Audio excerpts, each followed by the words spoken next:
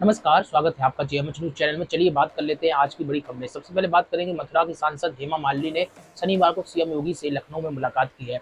आपको बता दें यह मुलाकात जो है कुछ समस्याओं को लेकर थी।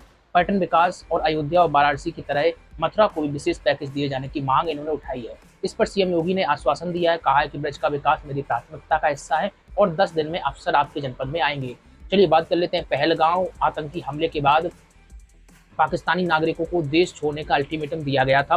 केंद्र सरकार के इस फरमान पर एक्शन लेते हुए उत्तर प्रदेश सरकार ने एक उच्च स्तरीय बैठक कर पाकिस्तानी नागरिकों के खिलाफ तत्काल एक्शन लेने के निर्देश दिए थे।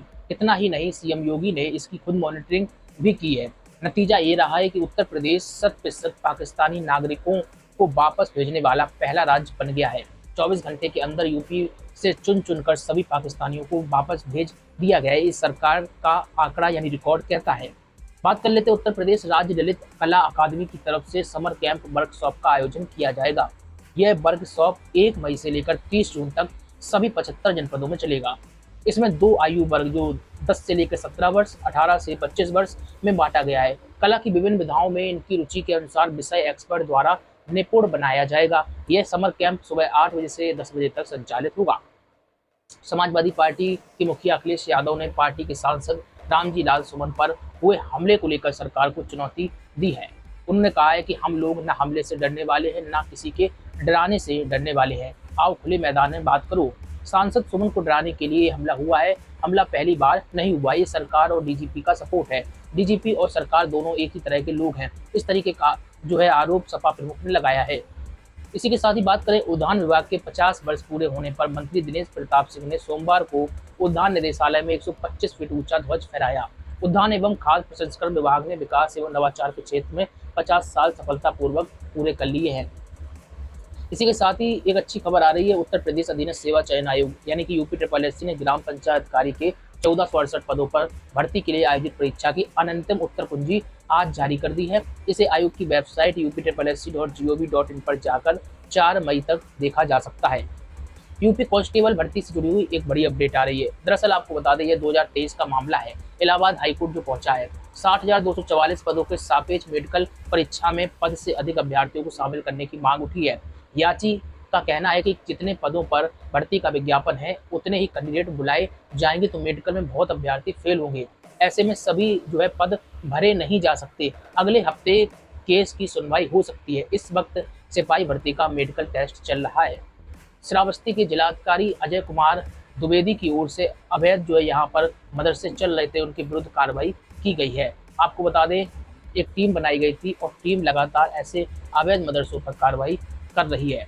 इसी के साथ ही एक और अपडेट आ रही है, जाते जाते बता दी। योगी सरकार ने जनता की समस्याओं के त्वरित समाधान के लिए एक कदम और उठाया है। अब सांसदों, विधायकों और अन्य जनप्रतिनिधियों के भेजे गए पत्रों की अनदेखी करने पर संबंधित अधिकारियों और कर्मचारियों पर कठोर कार्रवाई की जाएगी। मुख्यमंत्री योगी आदित्यनाथ के आदेश पर संसदीय कार्य विभाग ने शासनादेश जारी करते हुए सभी प्रमुख सचिवों, डीजीपी, मंडलायुक्त, विभागाध्यक्ष, जिलाधिकारी और पुलिस अधीक्षकों को इस संबंध में स्पष्ट निर्देश जारी कर दिए हैं। इसी के साथ ही सोमवार को जो है IBJA यानी कि Indian Boolean and jewellers association ने दोपहर बाद सोने चांदी का रेट जारी किया। कारोबारी हफ्ते की शुरुआत में ही सोना और चांदी के भाव सस्ते हो गए। 24 कैरेट सोने का भाव मामूली अंतर के साथ 95,420 प्रति 10 ग्राम पहुंच गया। वहीं चांदी का रेट प्रति किलो 96,000 रुपये हो गया। बात करें पिछले सप्ताह चांदी का भाव 97,684 रुपये प्रति किलो पर बंद हुआ था, यानी चांदी करीब 1700 रुपये तक लुढ़क गई। चलिए बात कर लेते हैं यूपी के आगरा से एक बड़ी अपडेट आ रही है। यहाँ के होटल व्यापारियों ने ऐलान किया है, कहा है कि वह पाकिस्तानी पर्यटकों को अपने होटल में प्रवेश नहीं करने देंगे और ना ही उन्हें कमरा देंगे।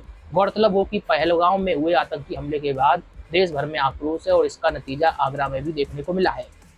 यूपी की योगी और केंद्र की मोदी सरकार पहलगांव में आतंकी घटना घटित हो गई, इसके बाद बड़े बड़े बयान जारी कर रही है। मिट्टी में मिलाने की बात कही जा रही है। डबल इंजन की सरकार है, इसके बावजूद भी आतंकी हमला हो गया। क्या ये सरकार के मुंह पर तमाचा नहीं है?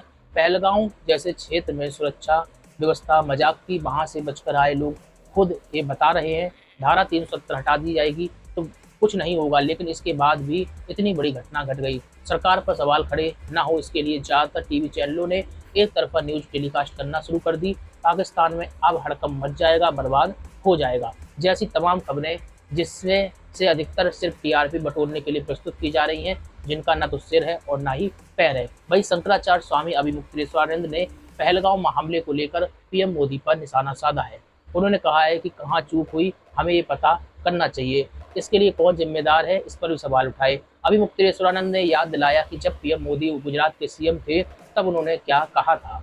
स्वामी अभिमुक्तेश्वरानंद सरस्वती ने न्यूज एजेंसी से बात करते हुए कहा कि सबसे बड़ी समस्या ये है कि जब हमारे घर में हमने चौकीदार रखा हुआ है और हमारे घर में कोई घटना होती है तो हम सबसे पहले किसे पकड़े, इस पर सवाल खड़े किए। सबसे पहले तो चौकीदार को पकड़े।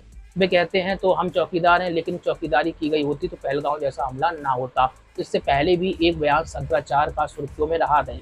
सिंधु जल संधि सस्पेंड करने के बारे में स्वामी अभिमुक्तेश्वरानंद सरस्वती ने बयान दिया था कि आप कह रहे थे कि सिंधु जल संधि को हमने सस्पेंड कर दिया, लेकिन आपके यहाँ जल को रोक लेने की कोई व्यवस्था है, इस पर सवाल खड़े किए। हमने विशेषज्ञों से पूछा कि यदि पानी हमारे देश में रोक दिया जाए तो हमारे पास क्या व्यवस्था है। विशेषज्ञों ने कहा कि हमारे पास कोई व्यवस्था नहीं है। अगर हम आज से ये काम शुरू करें तो भी कम से कम 20 साल लग जाएंगे, तब हम सिंधु नदी का जल रोक पाएंगे। तो इस तरह समझा जा सकता है कि कैसे पाकिस्तान को सरकार मिट्टी में मिलाएगी। इस घटना पर कौन दोषी है, शंकराचार्य के बयान को लेकर आपका क्या कहना है, कमेंट में अवश्य बताइए। चैनल को सब्सक्राइब करिए, लाइक और शेयर करना मत भूलिए। किसी भी डिजिटल प्लेटफॉर्म पर जेएमएच न्यूज को देख रहे हैं तो आप हमें फॉलो भी कर सकते हैं। नमस्कार।